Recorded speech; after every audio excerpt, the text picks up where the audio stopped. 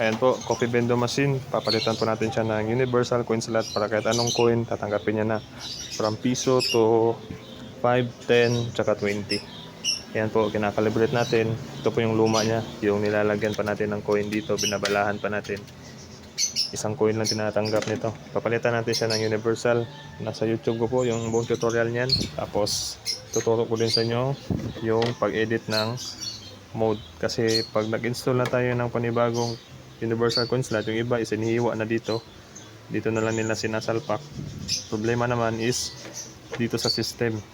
Kailangan kasi natin siyang ma-edit yung price from piso, gawin nating 5. Kasi kung hindi natin siya i-edit, pag nagpalit na tayo ng universal coin slot, pag maghuhulog ka ng 5 piso coin, tig piso lang yung cap. So kaya pagtapos natin mag-install ng universal coin slot, mag-i-edit din tayo dito. Pinalitan ko na din siya ng button. Dito lang tayo kumuha sa mga sirang DVD.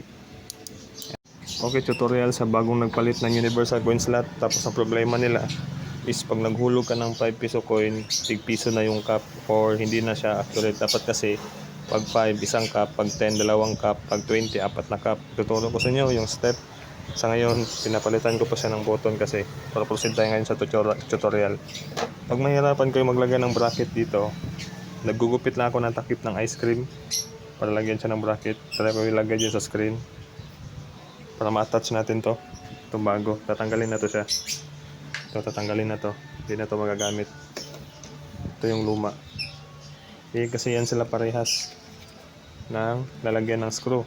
Kung nahihirapan kayo mag-install yan, pwede nyo namang tabasin dito. Tabasin nyo na yan. Yan nyo na lang idikit. Okay? So may madali po na paraan. Tuturo ko naman sa inyo ngayon yung settings dito para tig 5 na yung cap natin. Pero kung tig 10 yung cap ninyo, lalo na sa mga resort, pwede din, same lang din. So, okay, proceed tayo ngayon sa tutorial. Ayan po, napalitan na natin ang panibagong universal coin slot. Ginusti ko na lang siya pero may bracket pa rin po yan sa loob. Gamit yung takip ng ice cream. Pero para hindi na kayo mahirapan, pwede na siyang tabasin dyan. Para buong ito ang malalagay nyo dyan sa labas. So, tuturo ko sa inyo ngayon kung paano natin siya iset. Kasi kagaya nito, maghuhulog tayo ng 5 coin. Tig piso na yan. Kasi nagpalit na tayo nito. Piso na lang ang reading niyan. So, kung magpalit tayo nito, sample, dapat maubos na yung 5. Pero meron pa yung 4. So, ganito natin siya iset.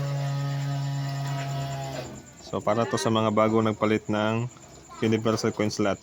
Tignan nyo. Yan o. So, nagiging tig piso na siya. So, magiging lugi ka kung maghulog sila ng 5 piso coin kasi tig piso na lang. So, gagawin natin dyan. Press natin to. Press natin tong mode switch. Papapansin nyo, ilaw nyo sa lahat. Hanapin nyo. Press natin yung mode. Hanapin nyo yung PRC. Price. Click nyo dito. First button. Then, up natin siya. Yan o, naka-piso siya. So, hindi po yan minus ha. Ibig sabihin niya nasa taas, first button. So, gawin natin 5. Ayan, 5. Then, ikalawang button ulit. Punta yung sa gitna, up.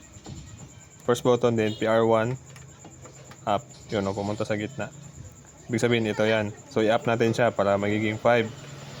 Tapos, ikatatlo, PR2.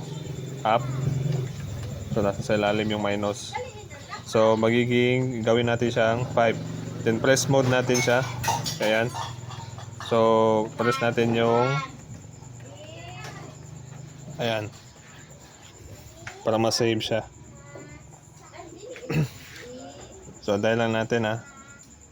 So, hindi na yan siya ma-press ngayon. Ayan, o. Kasi ang required niya is 5 coin na. So, maghuhulog na tayo ng piso. So, since universal coin slot na siya, pwede na siya piso. Kagaya niyan, 4 pesos.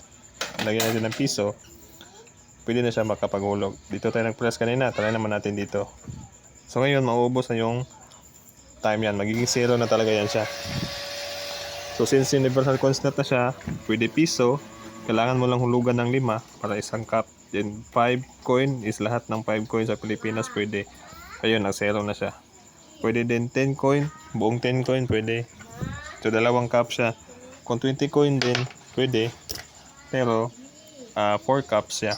So ganito lang po. At yun lang po yung basic tutorial natin. Sana may natutunan ulit kayo dito sa video tutorial natin. Can you tutunan sa YouTube and Google Map from Toril, Davao City.